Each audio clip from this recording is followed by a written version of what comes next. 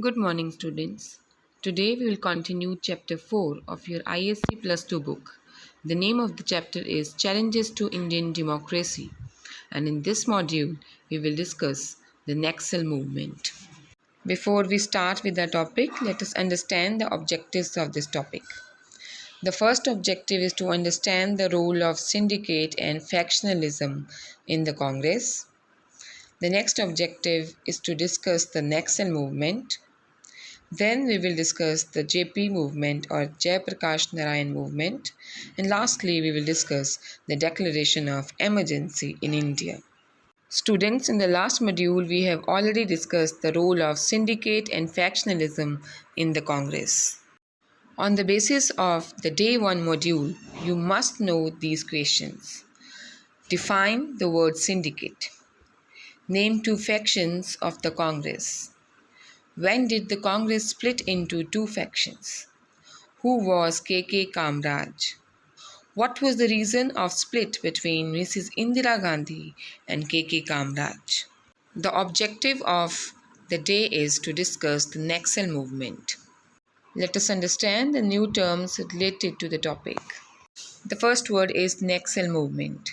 The term Naxalism derived its name from the village Naxalbari of West Bengal.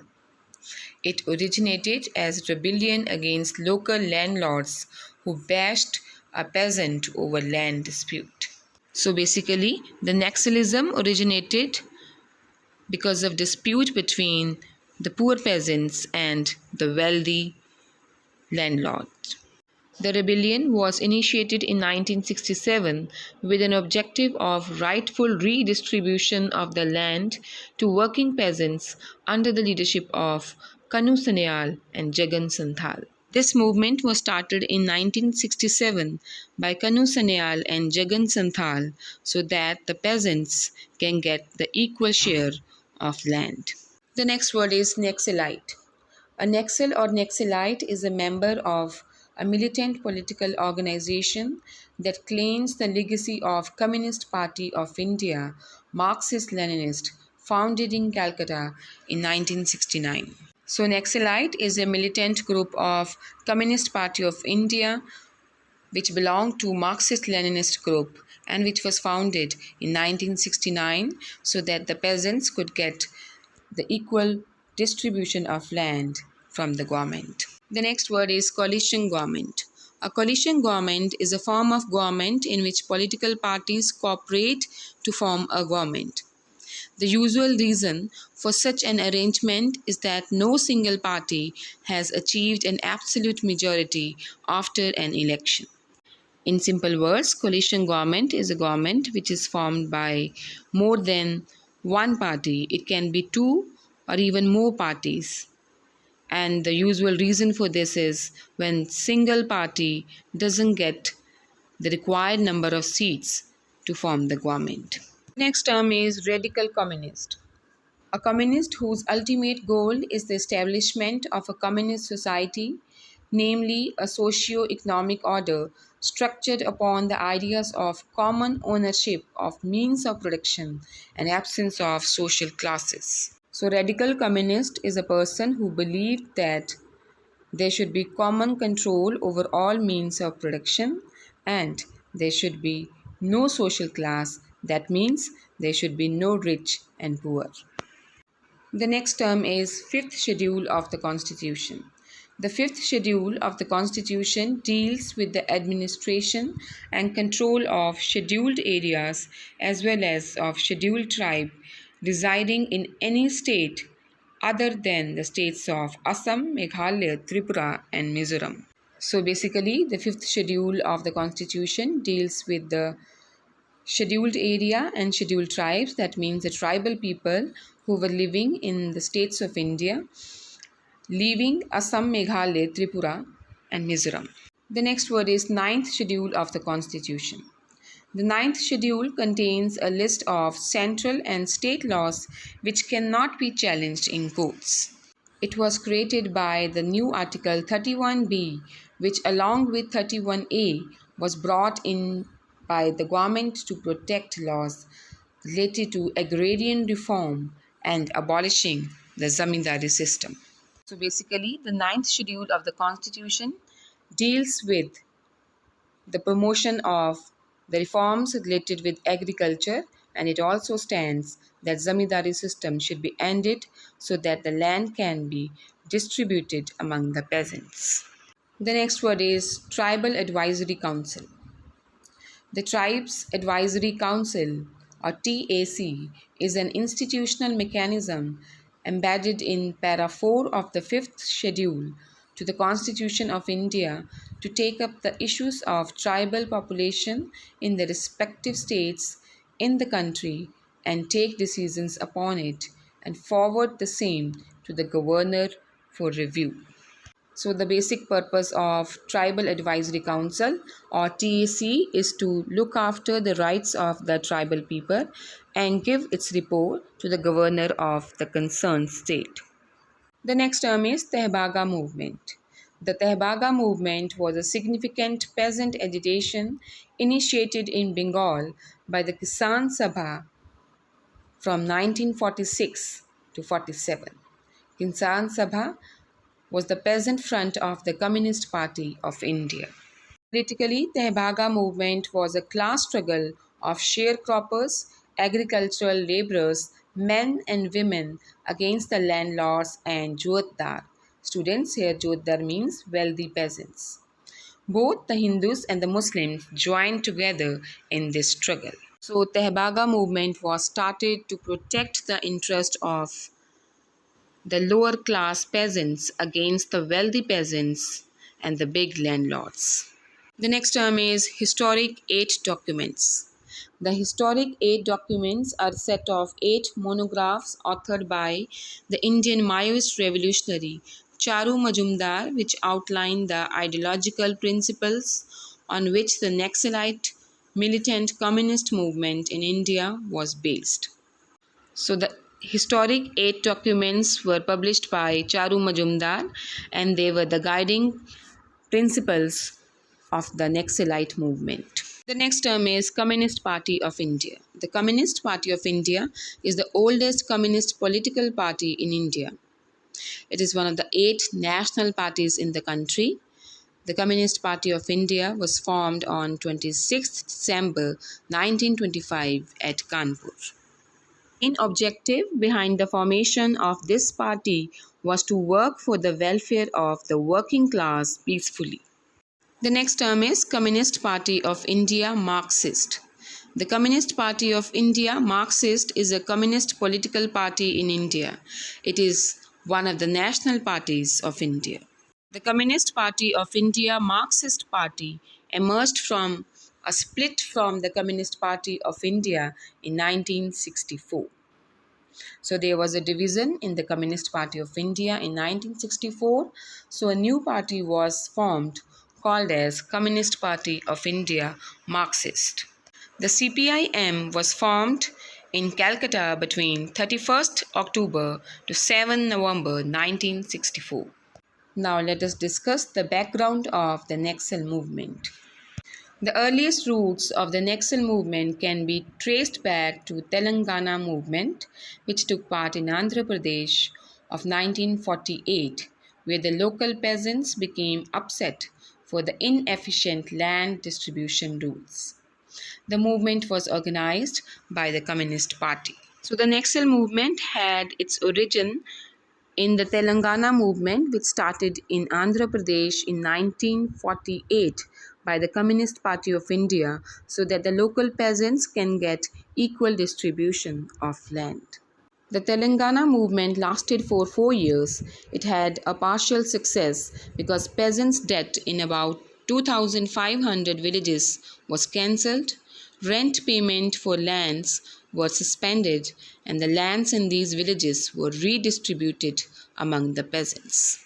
The Telangana movement was successful to some extent because the land revenue of 2,500 villages was reduced and land was redistributed among the local peasants.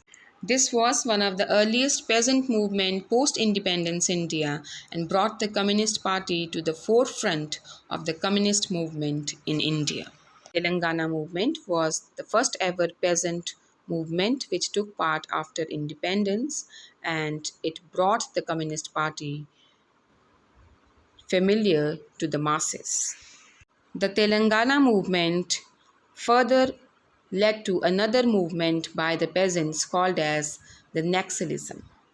The term Naxalite comes from Naxalbari, a small village in West Bengal.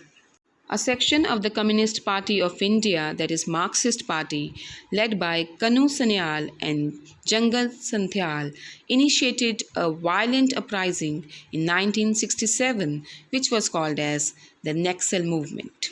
On 18th May, the Siliguri Kisan Sabha declared its support for the movement to adopt armed struggle to redistribute land to the landless. Naxalism was a violent uprising started against the government so that the poor peasants could get the land and land should be redistributed among the poor peasants. In the following week, a nearby Naxalbari village was attacked by the landlord's men over a land dispute. When a police team arrived to arrest the peasant leader, it was ambushed by a group of tribal led by Jangal Santhyal. Students, here ambushed means to attack by surprise from a hidden place. So the Naxalbari attacked on the police when it came to resolve the matter between the poor peasant and the wealthy landlord. In this encounter, a police inspector was killed in a hail of arrows. The event encouraged many Santhal tribals and other poor people to join the movement and to start attacking the local landlords. At the time, the leaders of the movement belonged to Communist Party of India, Marxist Party. The party was in coalition government in West Bengal, but the party did not approve the armed rising. Though CPIM supported the Naxalism movement, but it did not approve that violent method should be used in this movement. Naturally, all the leaders and a number of Calcutta sympathizers were expelled from party. This incident became known as the Naxalbari movement. Many leaders of the Communist Party of India, which supported the armed revolution against the government, were expelled from the party, and this was the beginning of the Naxalbari movement in India. Let's discuss the causes of the rise of the Naxal movement in India.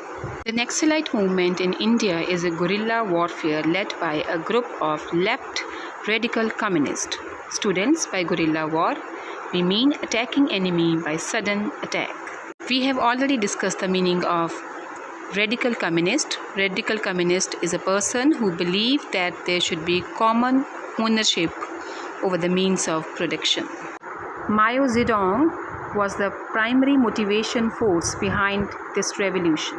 Students, Mao Zedong, also known as Chairman Mao, was a Chinese communist revolutionary who was the founding father of the People's Republic of China, which he ruled as the chairman of the Chinese Communist Party from the establishment in 1949 until his death in 1976.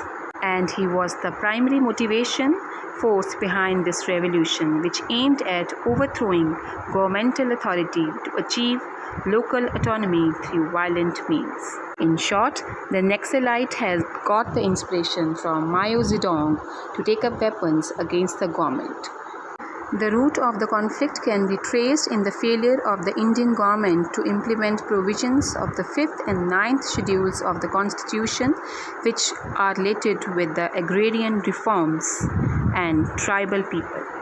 The 5th schedule states that all the forest reserves and the land that are inhabited by the scheduled tribes are to be administered by the tribal advisory councils independent of the state government. The 5th schedule of the Indian Constitution states that all the forests which are under the tribes of India, the tribal people of India, they are to be administered by the tribal advisory council and not by the state concerned. But no Indian state had implemented the tribal advisory council. On the other hand, legislation had been passed enabling the pharmaceutical companies to mine and use those lands to set up factories, evicting the local tribal population of those areas. Students, here evicting means to force somebody officially to leave the house or land which he or she is renting. The Constitution of India states that all the tribal land should be administered by the Tribal Advisory Council, which has not been implemented by any state government. But they have passed the laws which enabled the pharmaceutical companies to set up their factories in order to make the medicines and use the land for that purpose. These pharmaceutical companies had evicted the poor tribal people from their local area. The 9th schedule of the Constitution passed series of land legislation. It was observed that there was concentration of land among a few rich upper caste of the country. It also imposed ceiling laws which limited the amount of land that a single person could hold. The 9th schedule of the Constitution imposed the upper ceiling limit, that how much of land that a particular peasant can hold, so that every peasant would have the equal distribution of land. The land was to be re-questioned and redistributed by the government among the peasants for the purpose of cultivation. These provisions were written in the Indian Constitution to protect the farmers and laborers. The failure of the government to implement those provisions enraged these classes to start the revolt against the government. Now let us discuss the main leaders of the movement, which were Kanu Sunya and Charu Majumdar.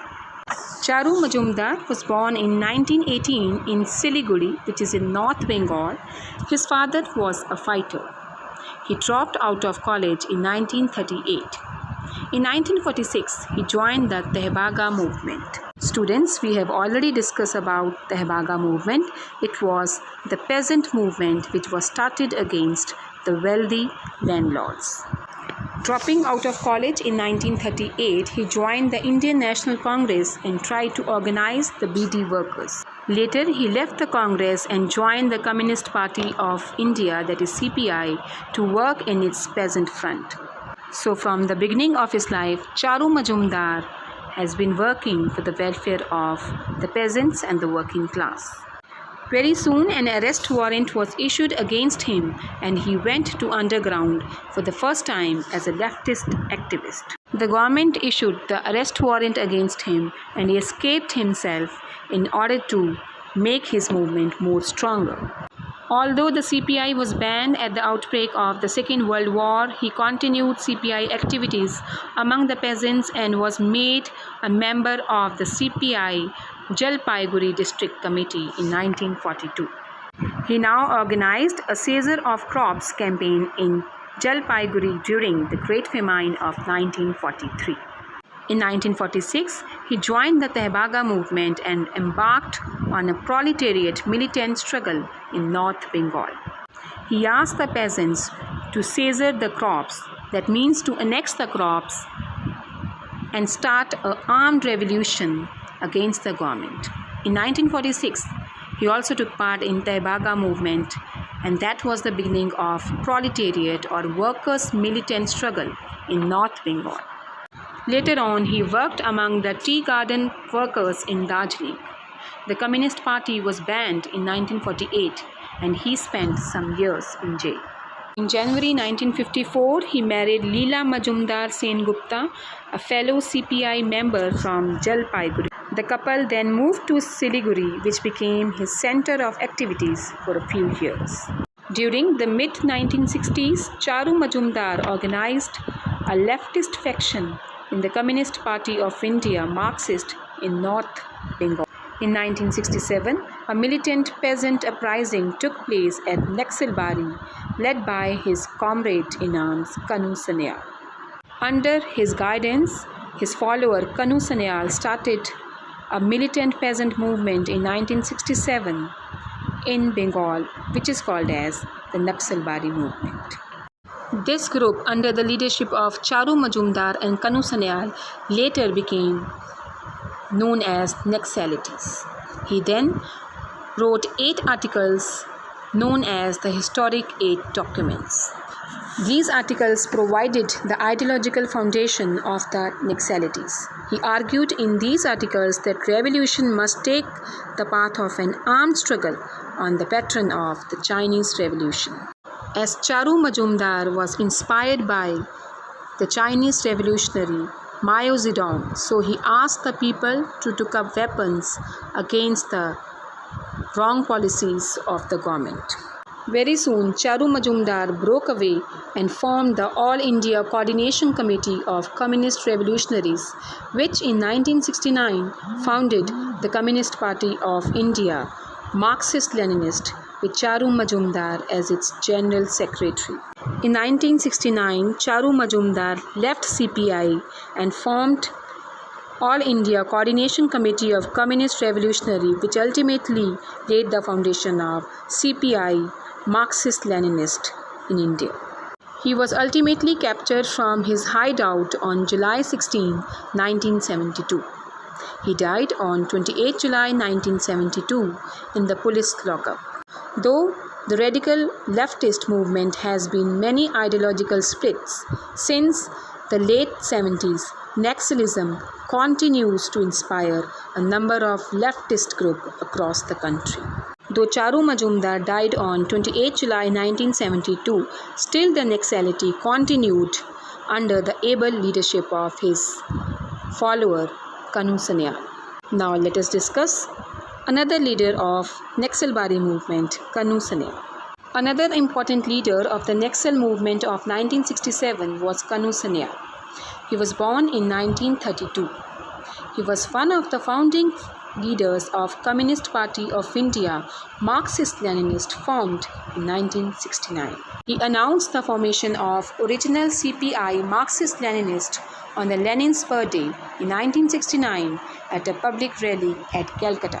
He came out with the Tarai Report on Revolution in India, which openly denounced the policy of Charu Majumdar and his loyalists.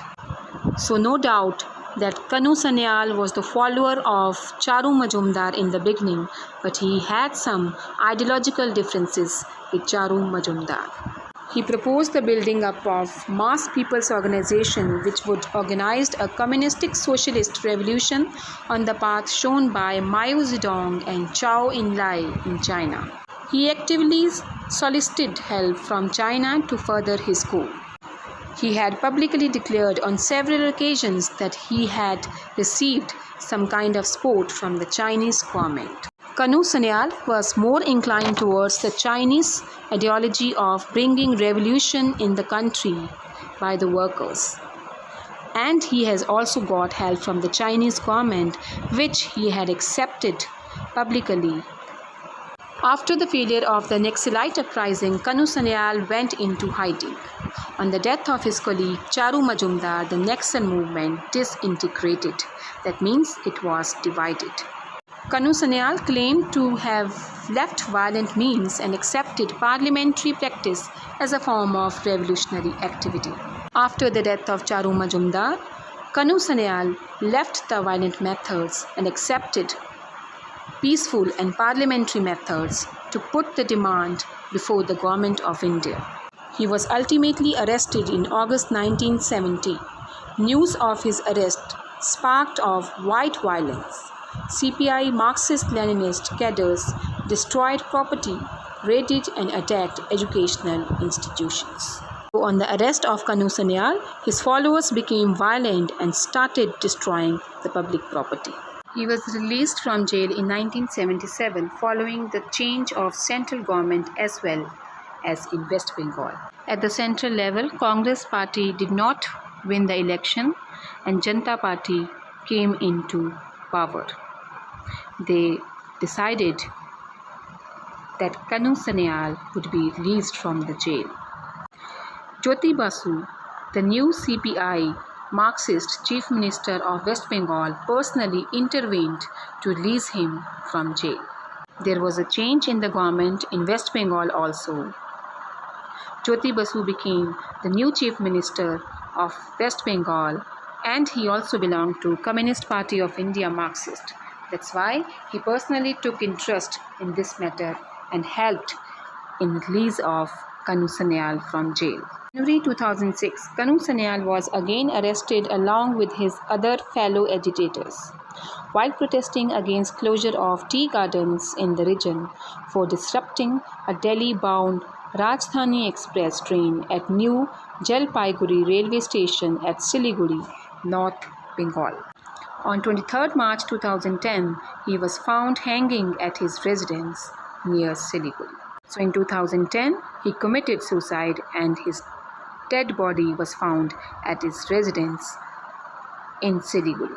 The Naxalite violence was at peak from about the middle of 1970 to the middle of 1971. It is estimated that there were a total about 4,000 incidents in the country from the middle of 1970 to the middle of 1971. The movement gradually spread from West Bengal to Andhra Pradesh, Bihar, Odisha, and Madhya Pradesh. Students, on your screen you can see the areas where Naxalite movement spread. Karnataka, Andhra Pradesh, Odisha, Chhattisgarh, Jharkhand, Bihar, and West Bengal. So this all belt was the area where the Naxalite movement spread in India. Now let us discuss the government measures against the Naxalite movement. After the Naxalbari movement, the political parties realized the emergence of a new force. At the same time, the government became conscious of new threat, not only to law and order, but to the very existence of the democratic structure of the country.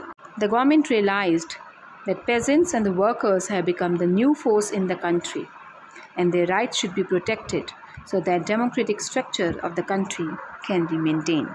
The central government organized joint operations by the army and the police in the bordering districts of West Bengal, Bihar, and Odisha, which were particularly affected by the Naxalite movement.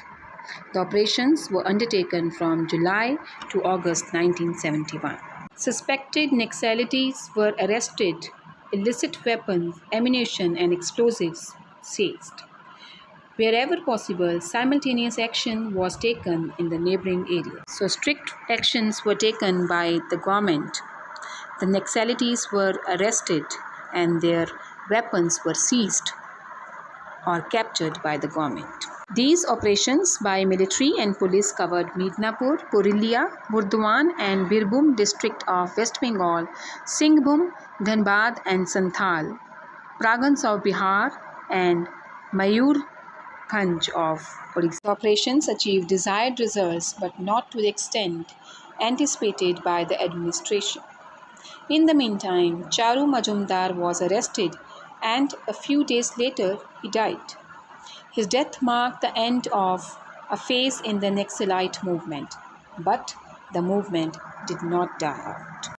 As after his death, the movement was carried on by Kanu Sunya and other protesters. After Charu Majumdar's death, the Naxal movement again started after the formation of People's War Group. The movement of the Naxalite is still going on in spite of the strong measures taken by the government. Factors which gave rise to Naxalism are very much present today also. Poverty increased, land reform remained neglected, and unemployment figures are high. And that is the reason the Naxalism problem has not been solved yet. The government needs to tackle these problems in order to end the violent Naxalism in India. Students, these are the topics we have covered so far. In day 1 of the module, we have discussed role of syndicate and factionalism in the Congress, that how Congress was divided into 2 factions. Here we have discussed that one faction was led by K.K. Kamraj, whereas the other faction of the Congress was under the leadership of Mrs. Indira Gandhi. Then we have discussed that in 1967 election there was emergence of many political parties. We have discussed that Jan Sangh emerged as the main opposition party in UP, Madhya Pradesh and Haryana. Swatantra Party in Odisha, Rajasthan, Andhra Pradesh and Gujarat, and SS Party in Bihar and Communist Party in West Bengal became the major parties along with the Congress Party. Then we have discussed the importance of the elections of 1967, that no doubt Congress came to power, but its performance was deteriorated as compared to its performance in 1964 election. It has got 70 seats less as compared to 1964 elections. Congress was also unable to make its government in 8 state legislative elections. And finally, we have discussed the result of elections of 1967, that Mrs. Indira Gandhi's popularity has gone down and other political parties had emerged as the stronger political parties along with the Congress. Due to the ideological differences between K.K. Kamraj and later on Morarji Desai and Mrs. Indira Gandhi, the Congress was divided into two factions. Congress O, or organization, which was under the leadership of firstly K.K. Kamraj and then Morarji Desai, and second was called as Congress R, which later came to be known as Congress I, as it was led by Mrs. Indira Gandhi. These are the topics we have covered in this module. Firstly, we have started this module with the background of the Naxal movement.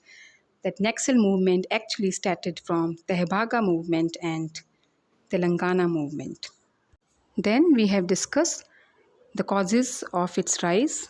In this, we have discussed that the poor peasants were not happy with the government policies. They wanted that land should be redistributed among the poor peasants. They were not satisfied with the land which was there with the wealthy zamindar or landlords of their villages. One of the another cause for starting the Naxalite movement was the failure of the government to implement 5th and 9th schedule of the Indian Constitution, which states that the tribal people should have right over the ancestral property or land their forefathers were having. Then we have discussed the main leaders of the Naxalite movement. It was started by Charu Majumdar and later on Kanu Sunya made it more popular. And finally, we have discussed the measures taken up by government to suppress this movement. The army and police operations were carried out against the Naxalite. The Naxalites were declared as the militant group and police dealt strictly with it. Special awards were declared for those who will tell something about the Naxalite. And finally, we have discussed that there are some problems which still give rise to Naxal movement in India. The government needs to end poverty. There should be equal distribution of land, and illiteracy should also be ended to tackle this problem forever. The questions we have covered in this module. The first question is, what was the Naxalite problem? Why did the movement start at Naxalbari area of the West Bengal? The third question is, what were the causes of the rise of the Naxalite movement? Next question is, mention the content of the 5th and 9th schedule of the Constitution of India. And the last question is, discuss the government measures to suppress the Naxalite movement. If you want to explore more on this topic, there is a YouTube link on your screen. You can click on this link. With the help of this explanation and internet, you are advised to make notes of this topic. We'll meet you in next session.